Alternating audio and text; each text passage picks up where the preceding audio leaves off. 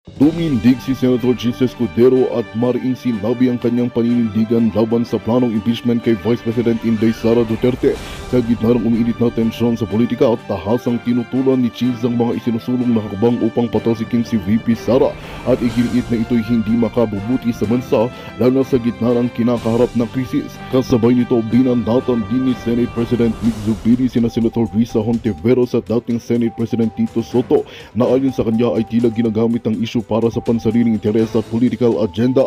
Ayon kay Zubiri, hindi dapat gawing personalan at pamumulitika laban ang impeachment process, bagkus ay dapat nakabantay ito sa matibay na ebidensya at intensyong maglingkod sa bayan, hindi maghiganti o magpakitang gilas. Sa kasalukuyan, lalong uminit ang palitan ng mga opinyon sa loob ng Senado habang patuloy na lumalawak ang suporta at pagtutol sa impeachment issue.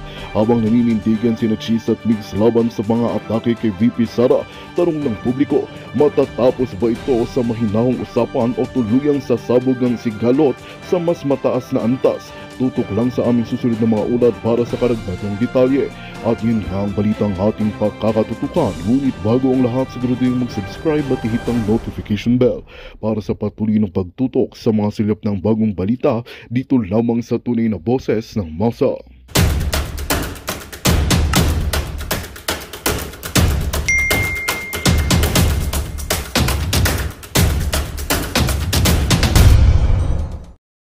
Malaman. Dati yung pagdidesisyon, pagsasalita niya nung panahon ni Tatay Digong, independente. Nung naging Senate President siya, talagang nakikita natin na pinaninindigan niya na independent na Senado, napaka-gentleman niya magsalita. Pero dito sa isang tapa, nagmukhang nagtutunog aso si Soto no? Listen to rule of law. So we must always adhere to the rule of law. What happens daw magko-convene pa ba yung impeachment court? I do not know what the plan is. Hopefully we'll have a caucus soon. Anyway, thank you very much guys. Thank you. Ayun, dito tayo kay Toby Chanko. Ito, meron nakakatawang sinabi dito si Toby Chanko. Ganito ho talaga sa PH Update sa mga bago dito. Pagbukas nyo ho ng umaga, lahat ng na-miss nyong video, ipapalabas ko ho dito at gagawan pa ho natin ng reaction video.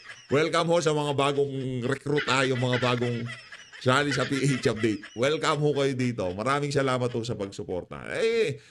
Paano ba naman ho tayo hindi magiging masaya? Napakarami hong magagaling dyan. Napakarami hong, di ba?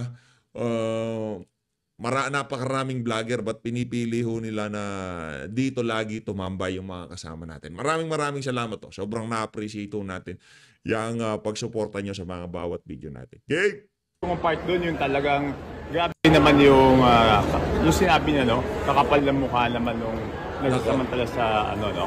And if you will see yung dinabas kong press statement kanina, that was the reason why I couldn't, yun yung dahilan ko bakit hindi na ako suporta sa leadership kasi nga dun sa nangyari sa 2025 budget, no?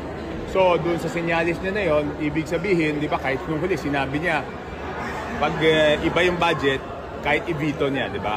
So, tugma doon sa dahilan ko kung bakit hindi ako bumoto sa liderato dahil sinabi ko naman doon sa nangyari sa 2025 budget, hindi na dapat maulit, no?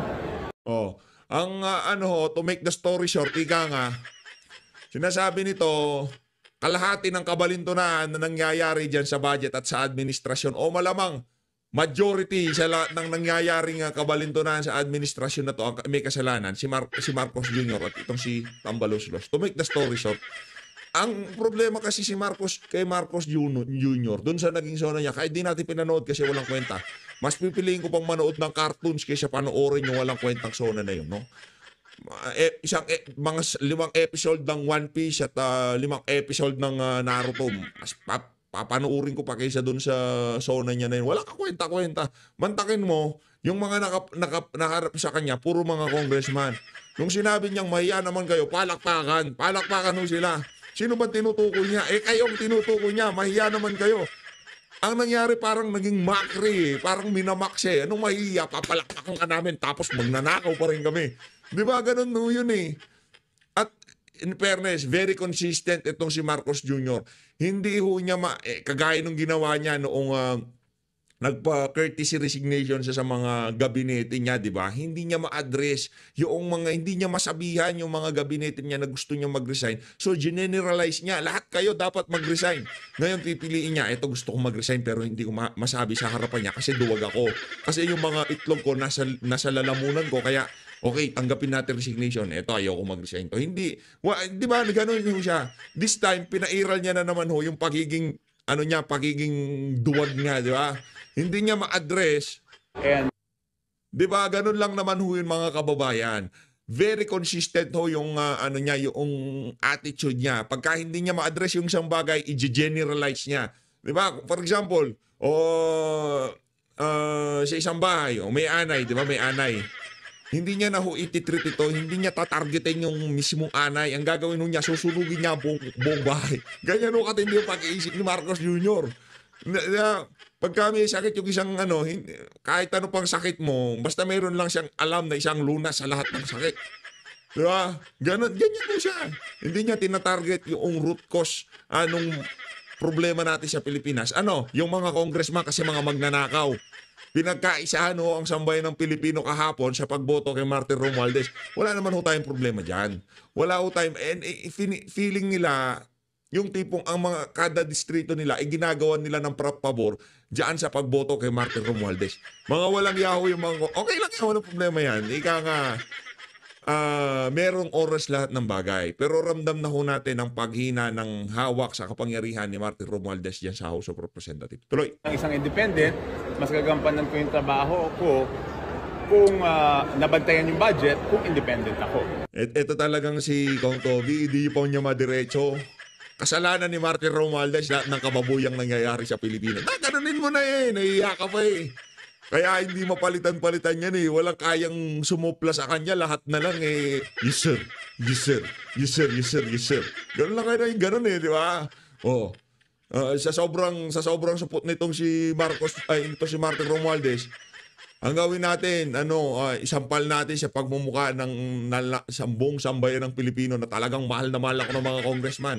Kahit ng mga constituent na mga yan, sukang-suka sa akin, pagsalitain nyo sa podium, pagsalitain nyo isa-isa, sabihin nila ng bawat mga congressman na ako ang binoboto nila. Hindi, hindi ganon.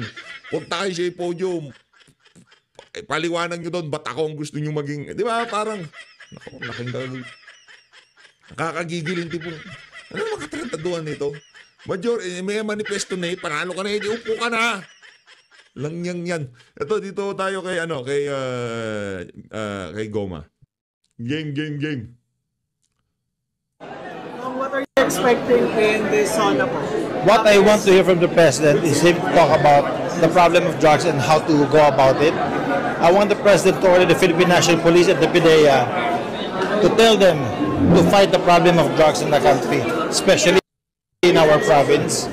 I want him to talk about the refinement of the K-12 program to make education program better this time. And I want to hear his 2 years accomplishments and his future plans. I want the president to end on a high note. It is our job and responsibility in Congress to help him with his priority legislative measures. I want the president to succeed until matapos siya. Ito naman si Goma, magsusunod na nga lang, demanding ka pa? Ang dami mong gustong marinig. Ano yung quotable quote nitong si Marcos Jr. doon sa sinabi niya? Mahiya naman kayo. Ano ang tawa? Nagputian na lang ang buhok ng mga congressman sa harapan niya. Mahiya na lang. Hindi mahiya yan. Ang dapat yan. Huwag ko na sabihin.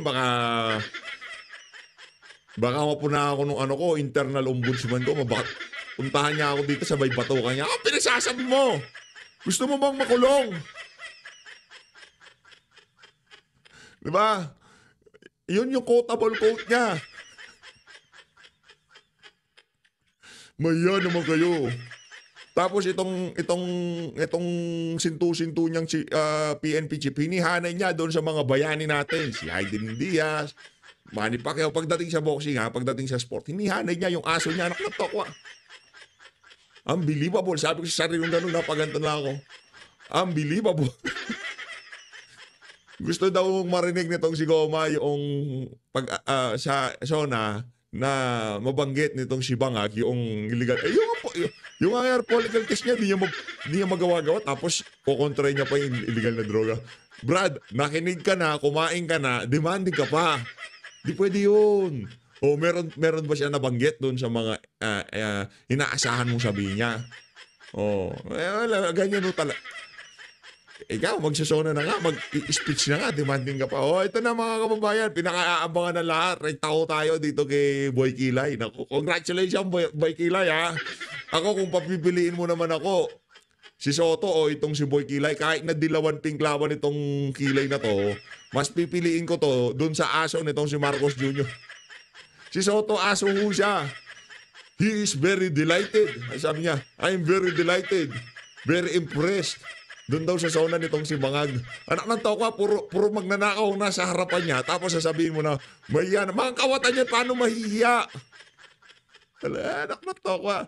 Napakaraking alam ko mga kasama natin dito sa PH Update, mga bukas na kaisipan niyan. Mga puso niya, kahit di na tayo mapanood yan, na nakikita ninyo na nila pagka yung isang statement na yun, ay kabalbalan. Anak ng tao ka. Napakalaking serswela ng nangyayari sa ating bansa. Magsasalita ang isang cloud tapos papalakpakan siya ng napakaraming magnanakaw. Para alam yung mga bata pagka sayaw ka na, gaganyan-ganyan ka, di ba? Sasayaw sa iyo yung bata, di ba? Ganon. Ganon ang ginawa nila kay Marcos Jr. dyan sa sauna na yan. Mukha ho siyang bata na pinapalakpakan, gigil na gigil naman. Ang pumapalakpak sa kanya, yung mga magnanakaw sa harapan niya. Meron din sa likod niya. Yung pinakamalaking magnanakaw ay nandun sa likod niya. Pinakamalaking magnanakaw dyan sa batasan, nasa likod niya. Wala baka nakatago dun sa kortina. Thank you. Ito, dito tayo kay Cheese. Game, Cheese. Ano? All out ho ito, all out. Basta may Basta may gising. Wala naman ako sasabihin. Sasagot lang ako sa mga tanong. Kahapon, lalo na doon sa parts on corruption, parang ikaw yung unang pumalakpak doon sa nung tumira sa presidente. Bakit naman hindi? Una sa lahat, binabati ko ang Pangulo sa kanyang State of the Nation address. Ikinagalak ko na ginamit niya ang ating sariling wika ng 99.9% sa kanyang talumpati. Gayon din, yung kanyang talumpati sumentro sa mga serbisyo publiko. Kung mapapansin ninyo, hindi niya tinalakay anumang may kinalaman sa politika, sa ekonomiya, sa pangkalahatan, sa gulo sa mundo. Pinag-usapan niya at sumentro siya sa public services lamang. Yung kabuuan ng kanyang mahigit 1 oras na talumpati ay kaugnay sa public services sa ating mga kababayan. Gayon din, nais ko siyang batiin sa buong pagpapakumbaba niya sa kanyang pangatlong sona kaugnay sa pagtanggap sa pagkukulang ng kanyang administrasyon nitong nagdaang 3 taon. Ika nga may kasabihan, di ba? Ang unang hakbang sa pagresolba ng anumang problema ay pag-amin na may problema tayo kaugnay sa isang partikular na bagay. Inamin yon ng Pangulo kahapon at sinabing sisikapin niya na ipag-ibayuhin pa yung kanyang pwedeng magawa kaugnay ng mga serbisyo publiko ngayon. Kaugnay sa pagpalakpak, sino ba naman ang hindi papalakpak doon? Matagal ng problema ang bagay na yan at bilang katugunan sa panawagan ng Pangulo kaugnay sa corruption, conflict of interest at hindi tamang paggamit ng pondo, maghahain kami ng panukalang batas na ang layunin ipagbawal up to the 4th civil degree of consanguinity and affinity ang sinumang mambabatas o opisyal ng pamahalaan, nasyonal man o lokal, na maging kontraktor o supplier sa pamahalaan. Para sa akin, klaro. Ba't kaya magpapanukala sila ng ganyang batas? Meron ho bang gumagawa? Ginawa na ho ba? Walang batas kaya hindi sila pwedeng panagutin. Ganun pala. Ganun pala. Yung mga medyo malayo lang yung kamag-anak na kinuha kontraktor at supplier ng mga walang yang mambabatas, wala namang batas eh. Ngayon gagawa kayo. Hindi ayos. Parang conflict Sabi of ko, interest yon at hindi dapat pinapahintulutan yon nang hindi mawawala yung opisinang pinangahawakan ng opisyal. Lawmakers na involved sa mga kontratista, di ba? May mga May binanggit na rin ang isa sa aming mga kasamahan dito kaugnay sa eksaktong bilang. Hindi ko lang alam kung ilan talaga. Pero marami tayong naririnig na gano'n kung kaya't rason para kung ang mga abogado tulad ko halimbawa, bawal mag-exercise ng profession. Siguro naman, mas lalong dapat natin pagbawal. Dahil klarong may conflict of interest yung mga kontratista at supplier na maging parte ng pamahalan o kung sila'y parte ng pamahalan, magpatuloy sila sa kanilang dating negosyo. So, sir, kayo magpa-file ng bill naman? Pinapadraft ko na ngayon at naasahan namin may file namin yan. Kung hindi mamaya ay bukas dahil simpleng panukalan lang naman yan. At magiging priority bill? Isa yon sa ihiling ko na maging priority measure at masama sa LEDAC. Yun ang pangunahing pag-uusapan namin mamaya sa totoo lang. Kaya kami magkokokos. Hindi ba sinabi ko sa akin talumpati kahapon? Magtrabaho tayo. Huwag tayo magpadala sa ingay ng politika. Bahagi ng trabaho natin at tugunan yon, pero huwag tayo magpa-distract sa ingay ng politika. Pag-uusapan namin mamaya ang priority measures ng kada senador para ilalaban natin yan sa panig ng majority, minority o sino paman na maging parte at bahagi ng LEDAC o ng priority bills, hindi lamang ng pamahalaan kundi ng Kongreso din. Dahil inaasahan ko magkakaroon ng pagpupulong ang LEDAC sa hindi malayong hinaharap at ito'y tatalakayin. Pangalawang nais naming talakayin sa caucus mamaya ay kung maaari niya konsidera ng mga miyembro ng Senado na yung mga napasa na on third reading nung nagdaang Kongreso ay baka maaari tulad sa mga nagdaang Kongreso din ay wag nang padaanin pa sa butas ng karayom. Maliban na lamang kung may concern at advocacy talaga yun ng miyembro. Kung saan, siyempre, susundin naman namin ang layunin at gusto ng sino mang miyembrong nais magsalita, pabor o laban sa mga panukalang batas. Pero kung halimbawa mga local bill lang naman yon, baka naman maaaring let go na yon kung no harm, no foul naman. Para mas mapadaloy namin yung pagpasa ng mga makabuluhang panukalang batas na hindi naman gaanong kontrobersyal. Sir, sinabi din ni Presidente na yung budget bill handa niyang isole kung ang ipapasa ng Congress ay hindi naaayon sa National Expenditure Program ng administrasyon. Di bali daw maging reenacted yung budget? Oo, bawat administrasyon layunin gawin yun, pero alalahanin nyo rin. Ang panukalang budget ay nanggagaling hindi lamang sa executive pero pati sa Kongreso. Hindi naman porgit binalangkas na executive, lahat yun ay tama na. Hindi naman porgit binalangkas na executive, lahat yun ay hindi na pwedeng baguhin at tila nakaukit na sa bato. Ang marapat at dapat baguhin dahil yung mga kalihim mismo ng Pangulo ay humihiling sa Kongreso ng dagdag o pagbabago sa kanilang budget. So siguro, kung may ganyang uri ng kautusan ng Pangulo, dapat pagsabihan din niya yung kanyang mga kalihim na kapag kami sinumite ng budget, ang DBM para sa kanilang departamento, huwag na silang humirit pa. Dahil bago sila makahirit ang pagkukunan ay ibang departamento rin. May lohika din naman at basehan yung kasabihang 2 heads, 3 heads are better than 1.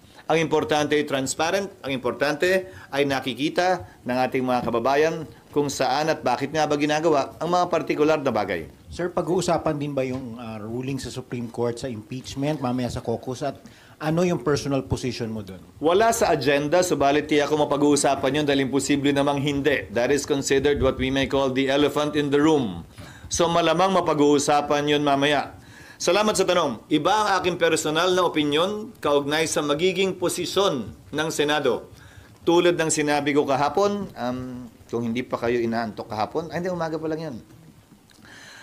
Hindi porkit taga-pangulo ako ng Senado, kamay ko lamang ang nagdadala ng tiyempo at magdidikta ng direksyon ng Senado. We are a collective body and we will be deciding upon these matters collectively also through after deliberation and via a vote. Personally, ang posisyon ko ay bilang abogado ay ito. Nagdesisyon ng Korte Suprema, sang-ayon ka man doon o hindi, dapat ito'y sundin. Kung hindi, magkakaroon tayo ng constitutional crisis at baka tingnan tayo ng mga karatig bansa natin at ibang tao na isang banana republic kung saan sinusunod lamang natin yung mga gusto natin. Gusto niyo ba maging ganun, banana republic? Wala nang impeachment. Oh, wala na. Finish na, ika nga.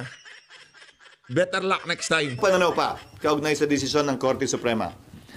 5 sa 11 pinag-utos ng Korte Suprema na isumite ng Kamara ay kabilang sa order o kautusan ng Senate Impeachment Court mismo, kaugnay sa compliance ng Kamara sa 1-year ban. Sabi nga ng isang kritiko ng Senado noong mga panahong yon, wala daw karapatan ng Senado utusan ng Kamara at tanungin ng Kamara kaugnay ng 1-year ban. Sabi ng kritiko ng Senado yon, desisyon daw yan ng Korte Suprema. Ngayong nagdesisyon naman ng Korte Suprema, ang sinasabi ng parehong taong yan ay Senate is the sole judge of impeachment cases. Dapat huwag pansinin. Ano ba yan? Nako! Butataho yung mga nagsabi nun. Isa ba doon si Soto? Isa ba doon si Risa Hontiveros? Anak ng tokwa, yan na nga ba sinasabi natin?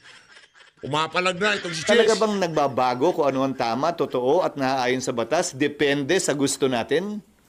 Hindi ba dapat? Ano man ang gusto natin, dapat ang sundin natin ay ang batas at saligang batas at ayon sa konstitusyon.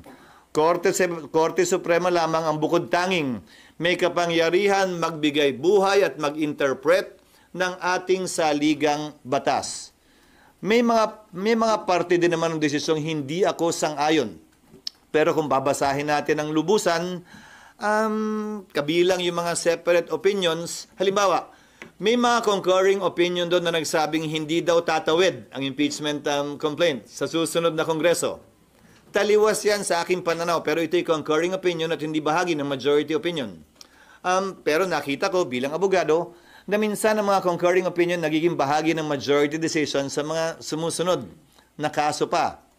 Having said that, maski yung mga puntong yon ay dinala at ika nga sinundan yung ilang concerns din ng Senado kaugnay sa paghiling sa House na desidido pa ba kayo dito sa impeachment complaint na to sa ilalim ng 20th Congress? Dahil hindi otomatiko yun.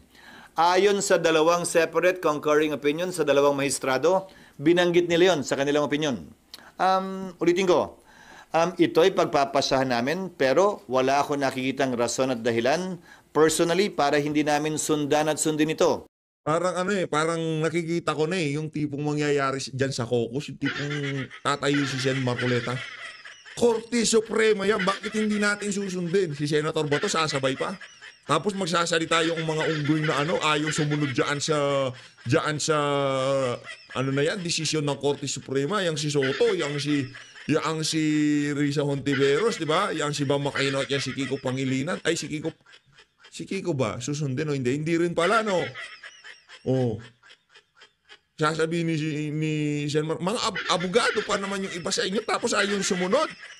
Wow, bakbakan mo yan sa caucus. Sana mabigyan tayo ng insider, no? Maliwanag ang desisyon ng Korte Suprema. The impeachment complaint is null and void ab initio. Ab initio meaning from the beginning. Nakasaad din sa desisyon ng Korte Suprema, hindi nagkaroon mula ng jurisdiction ang Senado doon sa impeachment complaints dahil sa paglabag sa Bill of Rights, particular due process of law. Mahal pa ho tayo ng Panginoon. Kung sakaling si Soto ang nag-Senate President, naku, malaking gulo. Kasi kukontrahin niya ang Korte Suprema. Talagang ika nga dito sa isa na to, yung constitutional crisis, ika nga, kahit pa paano hindi siya maiibsan, di ba? Maiibsan. Pero kung si Soto, talagang yari ho tayo diyan. Ika nga, matindi ho yung mangyayaring crisis kung sakaling si Soto nanalo ng naging Senate President. Pangatlo, sinabi din ng Korte Suprema, immediately executory ang desisyong ito. Ngayon, narinig ko pinag-uusapan ng ilang mga bagay, kaugnay ng reconsideration, kaugnay ng pag-file ng pag-apply ng ilang mga prinsipyo sa batas, kabilang ng Doctrine of Operative Fact, pero hindi natin maialis na alam ng Supreme Court ang lahat ng ito.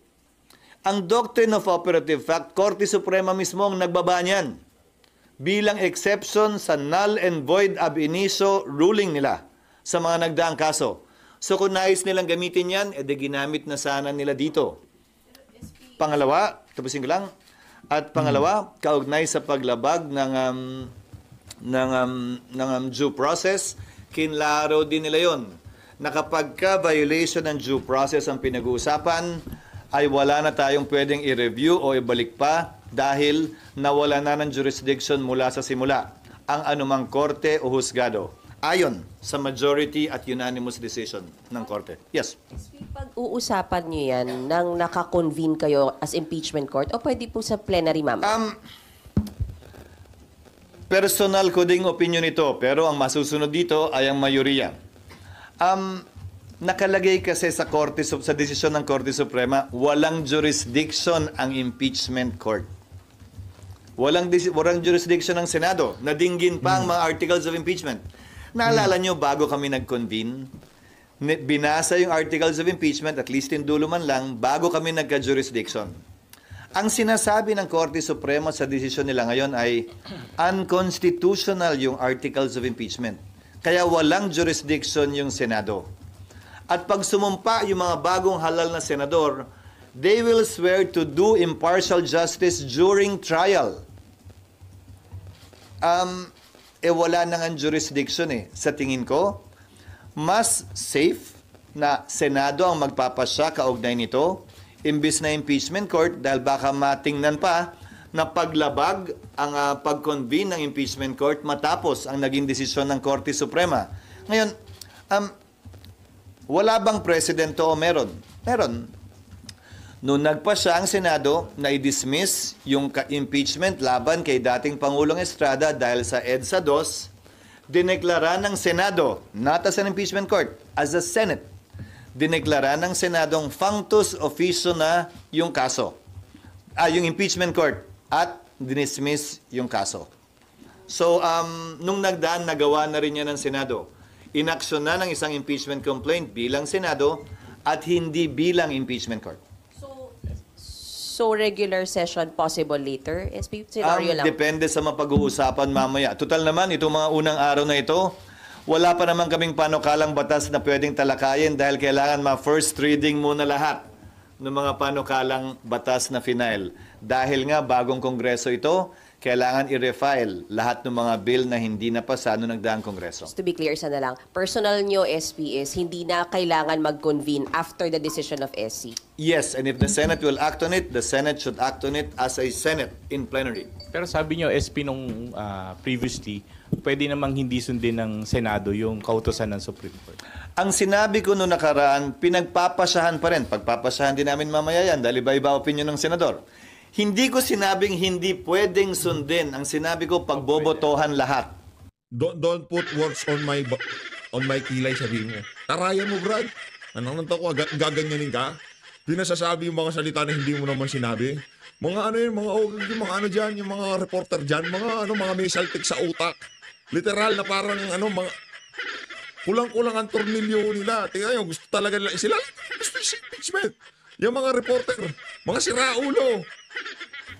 Dahil noong mga nagdaang panahon, di ba nga, sinabi ko sa iyo, pinagbotohan ng Senado kung susundin ba o hindi yung TRO kaugnay sa foreign currency deposits ni dating Chief Justice Corona. Sa botong 1310, nagpasya ang Senadong sundin ito. Ganon din marahil ang makikita natin kaugnay nito. May magmomosyon, halimbawa lamang, na aksyonan na o anong gagawin o magtatanong anong gagawin ng Senado kaugnay ng Supreme Court decision, may sasagot at magsasabi at manghihiling ng motion. Pag walang nag-object, yun na yun. Pag may nag-object, pagbobotohan. Pero yung botohan nun, sir, kay CJ Corona as an impeachment court, hindi as legislative body. Yes, pero yung botohan din naman kay dating Pangulong Estrada as a legislative body, as a Senate. Dahil yon nagbotohan sila sa impeachment court dahil yung issue na bring up during trial na. Hindi naman tiniro yung buong proceedings. Ang tiniro yung pagbubukas, yung pag-issue ng subpoena dun sa foreign currency deposits as part of the trial. Sir, some are saying na kung inaksyonan niya noong February, sana tapos na yung impeachment, hindi na pag-impeachment. Babalik na rin ko, kung inaksyon na namin, at anong itsura namin ngayon na bawal pala lahat ng ginawa namin. Paano kung nag-convict ang Senado? Bawal naman pala lahat dahil nilabag naman pala yung Bill of Rights at right to due process ng nasasakdal. So babalik ta rin ko, Sally. Baka naman kaya minamadali. Sally! Shelly! Yan si Shelly talaga, kulay yan, alam ko eh. Alam ko ang kaibuturan ng pulo niya si Shelly. Kabisado ko yung ali na yan. Pustahan tayo pagka naging Duterte, mag-iiba na naman tono niyan. Shelly! Dito, noong mga panahon yun ng iba.